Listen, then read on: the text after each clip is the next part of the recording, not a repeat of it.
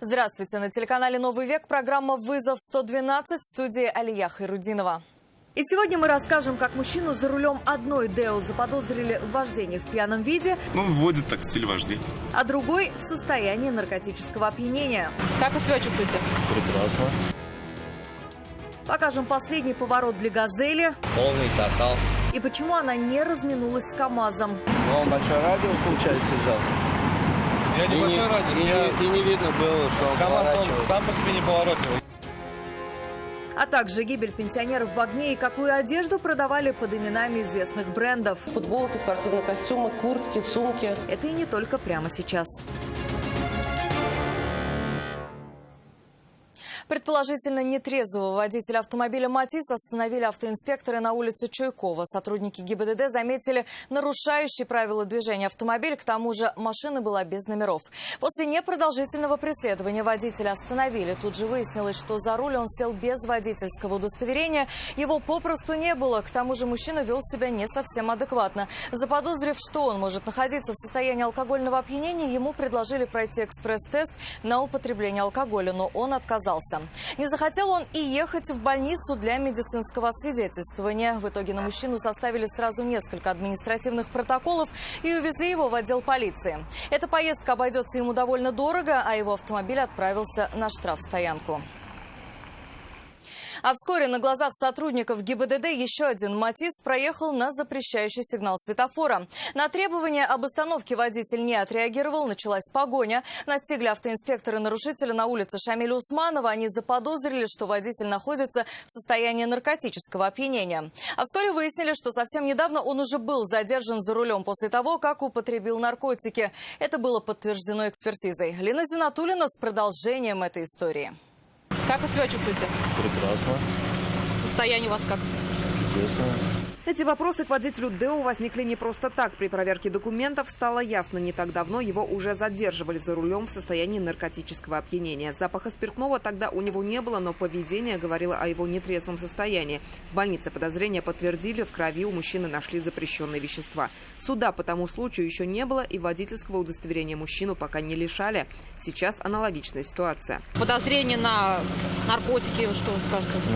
Нет, никаких. Не употребляли ничего? Нет. А подозрение на какую почву-то возникло? На красный проехал, здесь остановили вот сразу экипаж.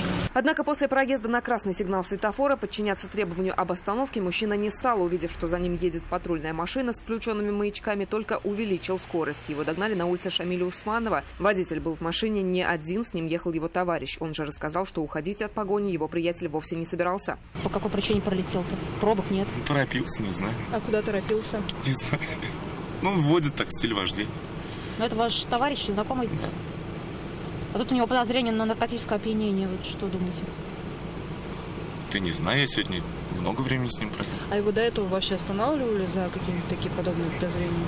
Было дело. В присутствии понятых мужчине сделали экспресс-тест на алкоголь. Прибор показал, что спиртного водитель не употреблял, а от медицинского освидетельствования в больнице на употребление наркотиков мужчина отказался. Водителя увезли в отдел полиции для дальнейших разбирательств, а его машину на штрафстоянку. Мужчине грозит арест на 15 суток за неподчинение законным требованиям сотрудников полиции, крупный штраф, отказ от освидетельствования приравнен к вождению в пьяном виде и по совокупности с первым случаем длительное лишение водительских прав. Лена Зинатуллина, Елена Саляхова, Наиль Абдуллин, «Вызов 112».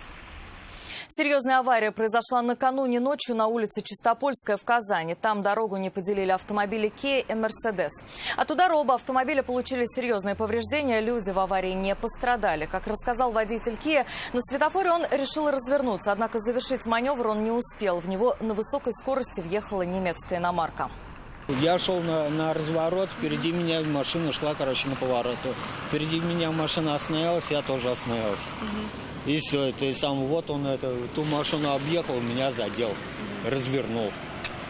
А он сам водитель вообще что говорит? А водитель, не признает вину. И у него скорость была больше 60 километров в час. То есть там, гадалки не ходи, потому что иначе бы он стоящую машину был, так бы не смог бы развернуть. КамАЗ и «Газель» не смогли разъехаться на съезде с проспекта Ямашева на Ибрагимова. Оба ехали в одном направлении и оба хотели повернуть направо, но ни одному из водителей этот маневр не удался. Вину в произошедшем никто из участников ДТП не признавал, они перекладывали ответственность друг на друга. Айрат Назипов выслушал мнение сторон. И хотя удар был достаточно сильным, участники ДТП не стали вызывать медиков. Водитель «Газели» признался, что получил ушибы во время столкновения и, вероятно, отправится в травмпункт самостоятельно после оформления аварии. Если мужчина отделался еще легко, то вот о его машине такого не скажешь. Как оцениваете ущерб сейчас по «Газели»? У него каска есть. каска. Да, полный тотал. Уже не восстановлению подлежит, да? Наверное, нет. КамАЗ и «Газель» ехали в одном и том же направлении, по Ямашево от улицы Декабристов. Обоим надо было свернуть направо, на проспект Ибрагимова. Но это не получилось ни у кого. Они столкнулись во время выполнения маневра. Каждый высказал свою версию, как и почему это произошло. Я не виноват. А почему? Как это получается? Ну, он большой радиус, получается, взял. Я небольшой радиус. И не видно было, что он поворачивал. Он сам по себе не поворачивал. Я как бы не скажу, что я прям прижимался, а вот получается посередине, ну как вот, с моей стороны вот поворачивал. Со среднего ряда, получается, что ли? Не со среднего, чуть-чуть ближе сюда. Ага. То есть вы поворачивали, а вы, получается, справа ехали? Я тоже поворачивал. Никто из водителей не признал свою вину. Оба остались дожидаться на месте сотрудников ГИБДД. Учитывая, что ни у кого из них нет видеорегистратора, обоим предстоит на словах доказывать свою позицию на разборе в автоинспекции. Айрат Назипов, Константин Бушуев, вызов 112. Следственный комитет возбудил уголовное дело в отношении предполагаемого виновника аварии с 5 пострадавшими на перекрестке улиц Островского и Минулина. Как установили стражи порядка, ночью 6 апреля водитель Hyundai выехал на запрещающий сигнал светофора, после чего снес Mitsubishi, за рулем которого находился 18-летний парень. Он и 4 его пассажира, им от 17 до 19 лет, получили различные травмы и были доставлены в реанимацию. Сейчас их состояние оценивают как тяжелое и крайне тяжелое. Водитель корейской иномарки с места ДТП сбежал, однако вскоре он был задержан. Им оказался 29-летний полицейский, по предварительным данным сотрудник ГИБДД. Министром внутренних дел по Татарстану принято решение о его увольнении из органов. В ближайшее время задержанному изберут меру пресечения. Если его вина будет доказана, то мужчине грозит до 7 лет лишения свободы. Гибелью 2 человек обернулся ночной пожар в селе Кожаевка Спасского района. Огонь местные жители заметили только тогда, когда дом горел уже открытым пламенем. 75-летний мужчина и 73-летняя женщина в момент возгорания, видимо, крепко спали. Их тела пожарные обнаружили только под утро, когда разбирали завалы. Им понадобилось около 3 часов, чтобы полностью справиться с огнем. Причины трагедии сейчас устанавливают дознаватели. Прокуратура организовала проверку соблюдения противопожарных требований, а Следственный комитет возбудил уголовное дело по статье «Причинение смерти по неосторожности 2 и более лицам». Верховный суд Татарстана утвердил приговор бывшему начальнику отдела полиции «Восход» Ильдару Вафину. Его обвиняли в превышении должностных полномочий. Как доказало следствие, он применил рукоприкладство в отношении задержанного в туалете отделения. 12 февраля этого года Московский районный суд Казани назначил ему наказание в виде лишения свободы на 3 года условно. Верховный суд оставил это решение в силе.